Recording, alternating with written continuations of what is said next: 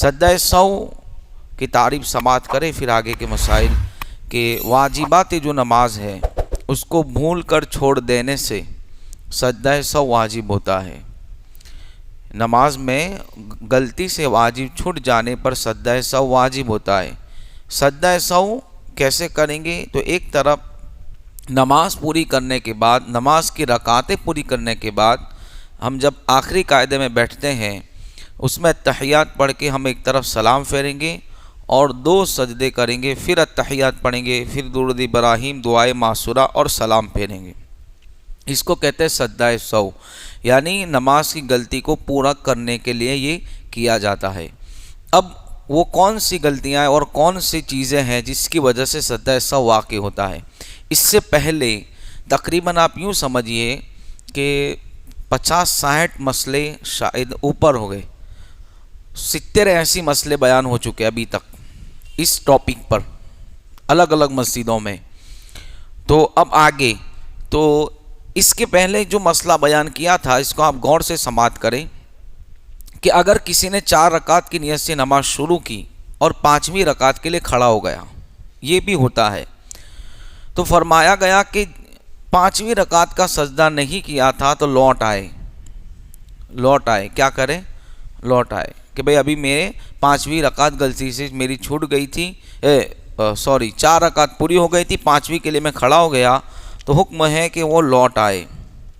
और अगर सजदा कर लिया 5वीं का तो 6 रकात पूरी करे, उसकी नमाज फ़र्ज बातिल हो गई, उसको दोबारा पढ़ना वाजिब होगा। ये मसला बयान होता है। अब आगे चलते हैं, इसलिए वक्त नहीं है। कायदा आखिरा जो होता है रकातें पूरी करने के बाद, 2 रकात हो या 4 रकात, आखिर में जब हम बैठने सलाम फेरने के लिए उसको कहते हैं कायदा आखिरा, और ये फ़र्ज़ है, उसमें तहियात पढ़ना वाजिब है, दुआए दुरूद इब्राहीम, दुआए मासूरा, ये सब सुनन है। अगर किसी ने तहियात की जगह अल्हम्दुलिल्लाह पढ़ ली गलती से, सलाम भी फेर दिया, लेकिन आप उसी पोजीशन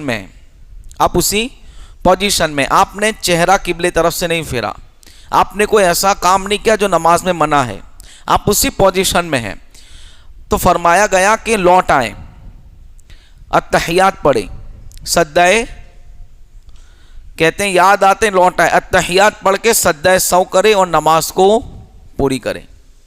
नमाज को क्या करें?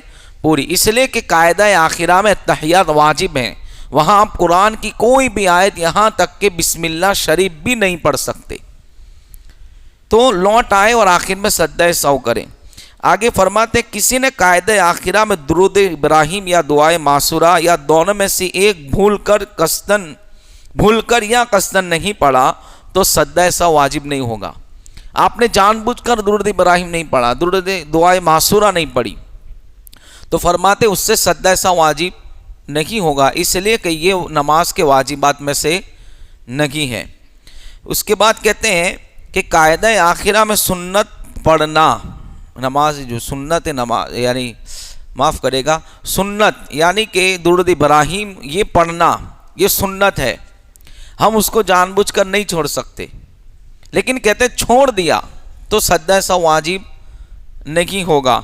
अलबत्ता कस्तन छोड़ना सुन्नत के खिलाफ है, पढ़ना चाहिए, और अगर भूल से छूट गया तो भी तो सद्दा सौ वाजिब नहीं होगा, और जानबूझकर छोड़ने पर भी सद्दा सौ वाजिब नहीं होगा। लेकिन ये चीज़ें पढ़नी चाहिए, इसलिए कि ये सुन्नत है, नहीं पढ़ेगा तो सुन्नत के खिलाफ है, इसको छोड़ना फरमाते हैं सख्त महरूमी है, इस चीज़ से हम महरूम हो जाएंगे।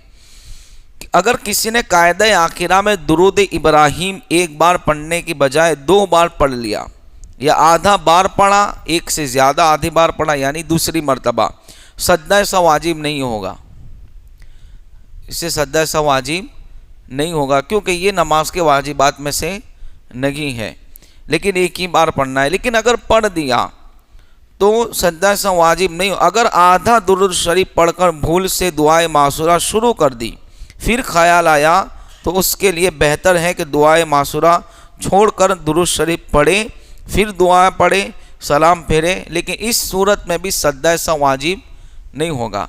अत्तहियात कंप्लीट हो गया तो आपका वाजिब अदा हो गया।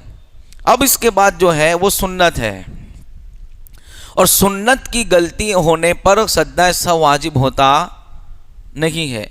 آپ نے درود ابراہیم پڑھا آدھا اور پھر دعائیں معصورہ اسٹارٹ کر دی، اور پھر خیال آیا کہ ابھی درود ابراہیم میرا کمپلیٹ نہیں ہوا، تو فرماتے ہیں کہ واپس ہو جائے، دعائیں معصورہ چھوڑ دے، درود ابراہیم مکمل کرے، اس کے بعد دعا پڑھے یعنی دعائیں معصورہ اور نماز مکمل کرے.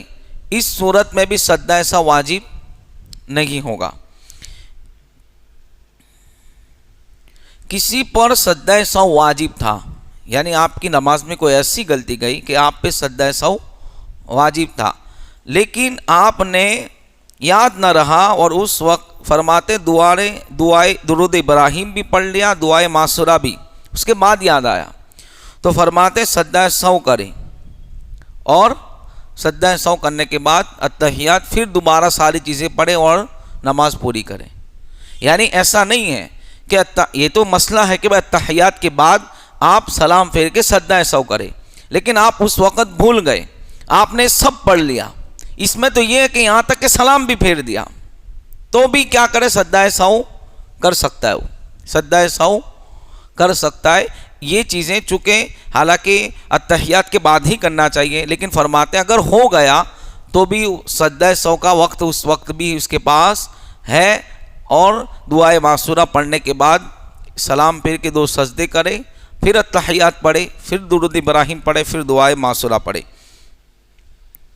اب ایک خاص مسئلہ فرماتے ہیں کہ قاعدہ آخرہ میں اتحیات درود ابراہیم دعائے معصورہ پڑھ لینے کے بعد سلام نہیں پھیرا، وہ بیٹھا رہا، سلام ہی نہیں پھیرا.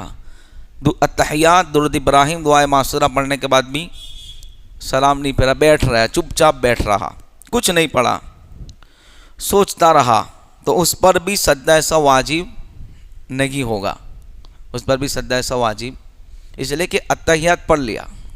یہ یہاں نماز کے واجبات اس کے پورے ہو گئے. اب باقی تھا کیا؟ سنت اور خروج بسنی جو فرض ہے. تو فرماتے ہیں کہ اب وہ بیٹھا رہا، فرماتے ہیں بیٹھا رہا، سوچتا رہا، پھر سلام پھیرا، تو بھی سجدہ ایسا واجب اس پر نہیں ہوگا.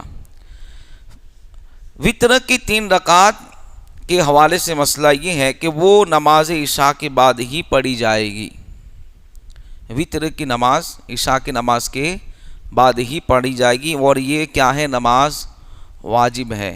یاد رکھے کہ قضا جو نمازیں ہیں ان میں فرض کی قضا ہے، سنتوں کی قضا نہیں ہے. لیکن ہاں عشاء کی جب بھی کوئی قضاء عمری پڑے گا، جب بھی، جیسے ابھی مان لو کسی کی کل کی عشاء کی نماز باقی ہے، ابھی پڑھ رہا ہے، وہ آج پڑھ رہا ہے، تو عشاء کی فرض بھی پڑھے گا اور اس کے ساتھ 3 رکعت وتر بھی پڑھے گا. اس کی بھی قضا واجب ہے، اس کی بھی قضا واجب ہے. تو وتر کے اب مسائل انشاءاللہ شروع ہوں گے، تو ہم نیکسٹ اجتماع مسجد آل مصطفیٰ مدینہ پارک میں انشاءاللہ وہاں ہوگا. تو آپ لوگوں سے گزارش ہے کہ آگے کے مسائل انشاءاللہ وہاں بیان ہوں گے. شرکت